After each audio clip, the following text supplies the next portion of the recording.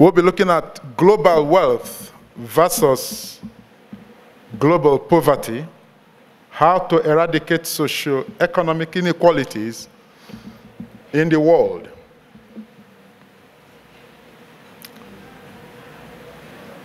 This is a key concern in the world today. The tug of war, so to say, between poverty and wealth. It's been said that in some countries of the world,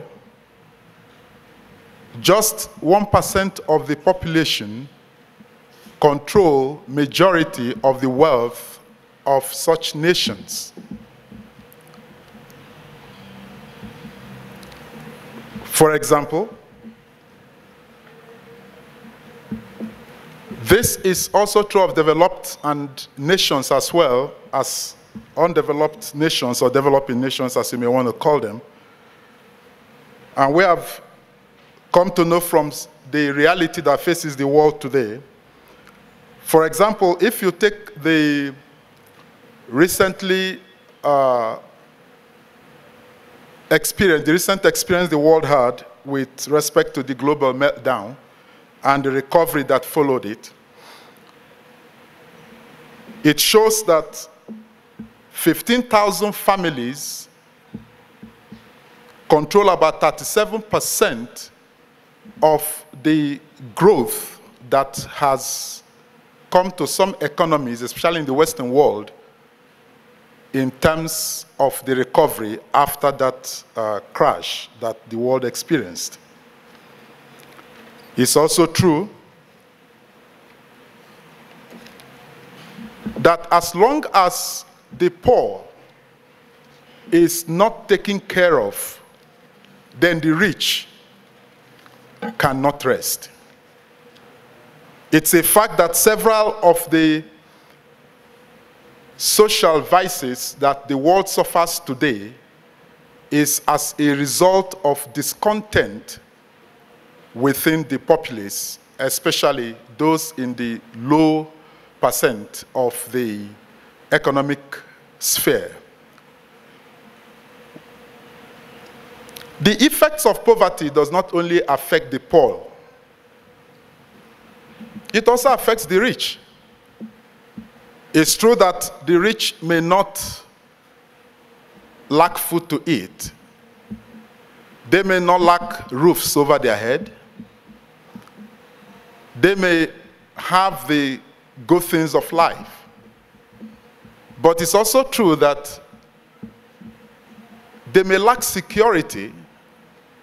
They may feel the effects of crime or be victims of crime, which is a direct result of poverty in the land. They may be victims of terrorism, victims of things like kidnapping in some countries, which is prevalent in some countries of Africa and even the world. So the rich may not escape the effects of poverty indirectly. We also know that a lot of the revolutions, even in recent times that we've seen, is as a result of this malaise of poverty vis-a-vis wealth. So you see the rich getting richer, the poor, as it were, getting poorer. The Arab Spring, for example, started that way, when a young man in Egypt, out of economic challenges, set himself ablaze, and that triggered the Arab Spring. We also know that some time ago in an European nation, the poor, that European nation, they were good at making sure that the poor are kind of hidden from visitors. But the day came, they couldn't hide it anymore, and the poor revolted, and about 2,000 cars were burnt, and other things came to the surface. So our panelists are here to address this: global poverty versus global wealth. how to eradicate this socio-economic inequality in the world. And we have today with me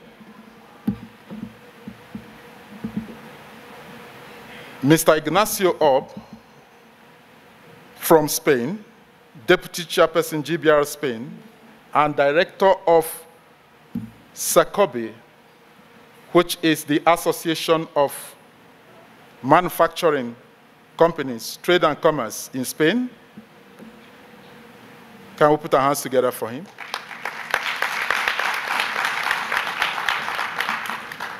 We also have,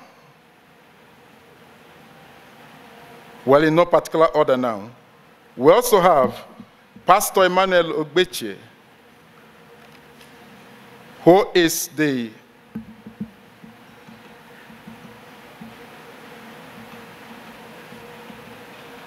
Senior Pastor of Diplomats Assembly Church and President of Divine Representatives Ministries. To members of GBR is not a new face. Shall we welcome Pastor Emmanuel?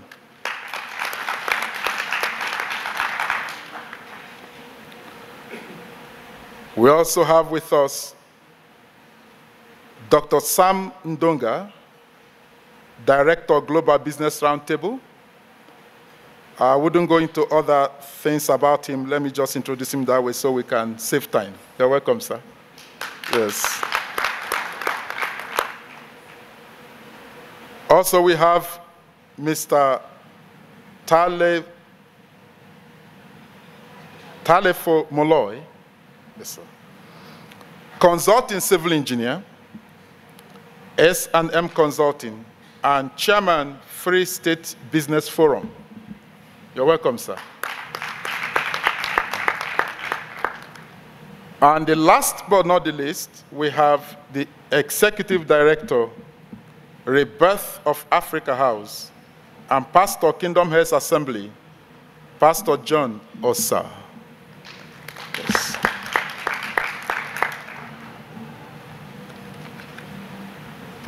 Right away, I want to hand over the podium to the first speaker. And I want to say we will be strict with time.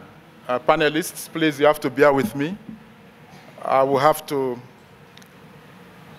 manage the times because we have the gala dinner in the evening and we want to meet up with that.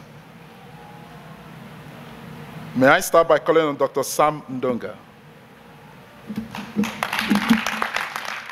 Mr. Program Director, my fellow presenters and panelists, all protocol observed, ladies and gentlemen, the question of global poverty probably is a question that we all face today. But it is a puzzling question in terms of the fact that everyone around us is telling us that Africa is rising. The question I have today is, where exactly is Africa rising to? Because the evidence of the rising of this continent has yet to be visible to the average person. Sub-Saharan Africa is predicted as the fastest growing region in the world, according to Vijay Majan in his book that was published in 2009, and he's probably very right. Independently, Time magazine and The Economist also predicted that Africa is rising. And more than 30% of children in developing countries, that's including Africa, live below the poverty line, less than $1 a day. And it is said that every 3.6 seconds, one person dies of starvation. And it's usually a child under the age of 5. The question I actually want us to concentrate on today is then, what exacerbates this poverty? What makes things not change fast enough that if Africa is rising, we can talk about poverty also being eradicated? Well, an observation is simply this. Poverty eradication measures usually simply refer to the enabling capacity of the poor to create wealth for themselves as a means for ending poverty forever. That is what poverty eradication is. And rightly so, one of our speakers in this morning session talks about wealth creation as opposed to poverty alleviation. Now, I also need to say that you will probably find that most of the efforts on poverty eradication are actually not poverty eradication at all. They are poverty alleviation. However, I would want to surmise on 6 or so strongholds, very stubborn strongholds within the African cultural context. And by the way, a stronghold is something technically that holds us strong. The first stronghold, I don't know if you observed, the more natural resources a country has in Africa, the less productive it is likely to be. Let me repeat that. The more natural resources a country has, the less productive it is likely to be. I think the pinnacle of all that has been observed in so-called blood diamonds. But actually, resource conflict is widespread right across this continent. I happen to come from the country called Zimbabwe. And in this country, they have discovered alluvial diamonds of the highest quality. And I'm told that the resource is so vast that it will be equivalent of giving every living Zimbabwean $60,000 a person. It doesn't matter where in the world you would be as a Zimbabwean, you will still get your 60,000. But the truth of the matter is, even though these alluvial diamonds have been accessed by many mining companies, Zimbabwe is still battling economically. The more natural resources a country has, the less productive it is likely to be. And that's a paradox. Number 2, the abuse of privilege where benefits far outweigh contributions is also found right across this continent. The abuse of privilege where benefits far outweigh contributions is very pertinent to this continent, particularly with so-called former underprivileged people who then become privileged one way or another. What you begin to see emerging is the abuse of resources, mostly for personal gain, for various expressions of greed, to such an extent that here in South Africa, the so-called BEE sounds like an insect.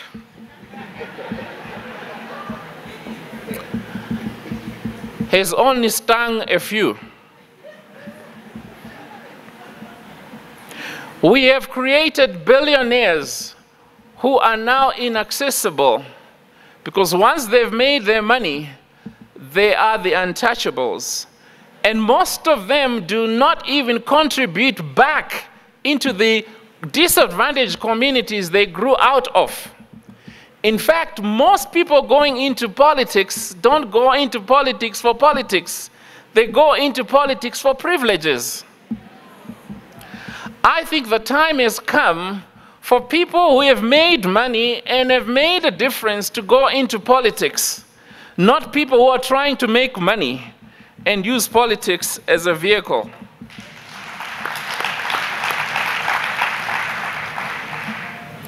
Think about it. Greed.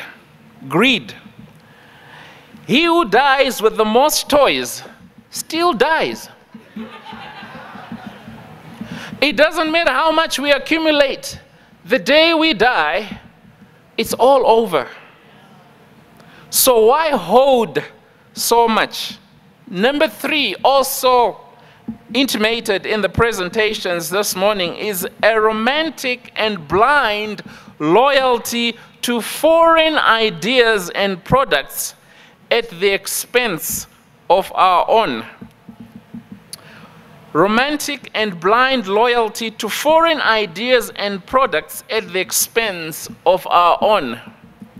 Let me use a very simple example of how we now tend to look down on things that are African and indigenous. For example, some of the foods that we now eat are not African, when the African foods themselves are known to be better nutritionally. In Zimbabwe, where I'm from, they have a mupani worm, which people eat because they come freely by God's doing, and you can harvest as many as you want, and you can dry as many as you want. A nutritionist told me 1 mupani worm has more protein than 1 kg of beef. And yet most of us will not eat mupani worms.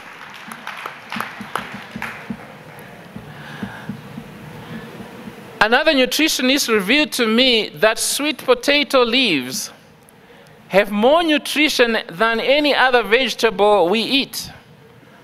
And by comparison, the salad you have for lunch is mostly water.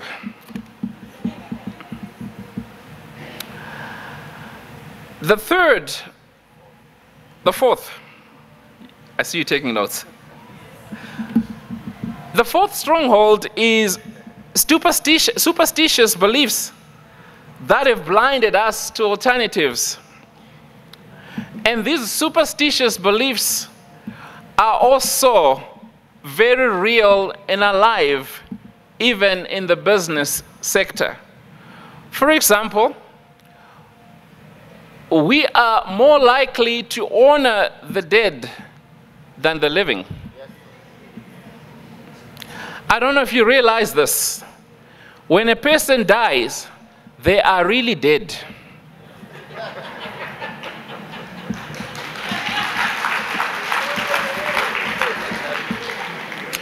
But somehow, even the poorest of the poor will go out of their way to give a loved one who is dead a massive send-off,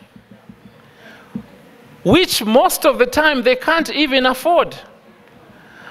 I watch every month end in utter amazement many of our people gracing many of our parks under the name of attending a burial society.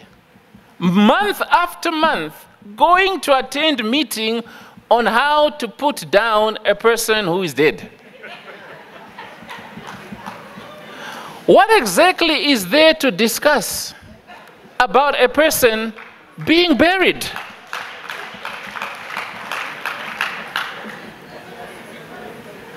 And yet, these people will not have one meeting on investments while they're alive.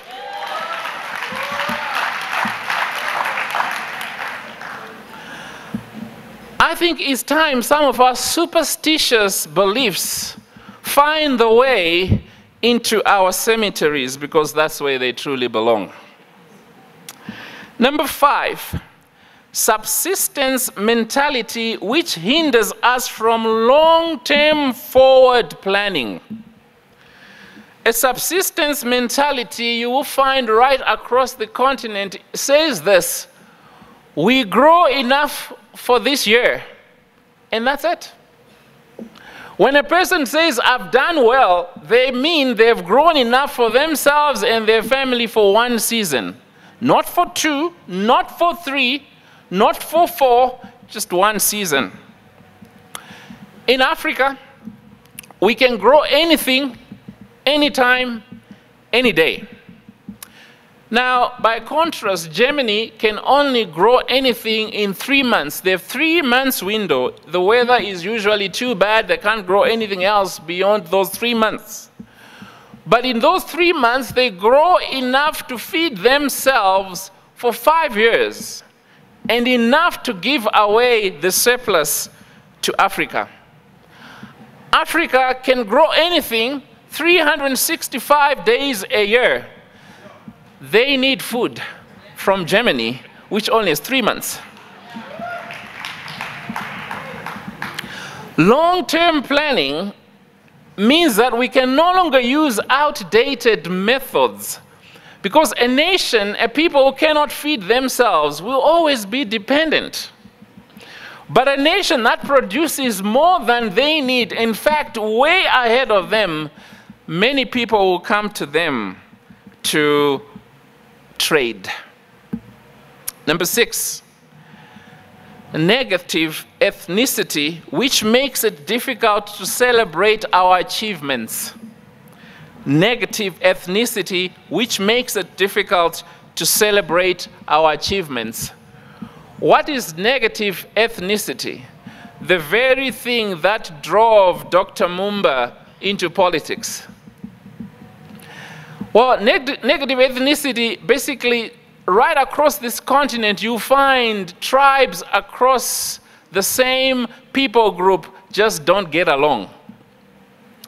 People from one tribe consider another tribe as the arch enemy, to such an extent that one of my friends who met a young Zimbabwean lady who happens to be Zimbabwean himself, except that she was Ndebele and he was Shona, went to now pay his homage to a family and do the bride price exchanges according to the cultural stipulations. They found someone waiting for them at the front gate to be told that Shonas and Ndebeles don't exchange in marriage. I asked in a forum just a week ago this question: